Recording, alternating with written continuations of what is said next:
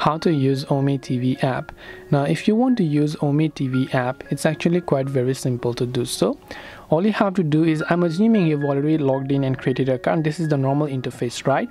So this is just a small tutorial. So if you want to start talking with someone, you have to swipe towards the right. If you want to skip someone also, you have to swipe towards the right like this, right? So towards the left, sorry, from right to left.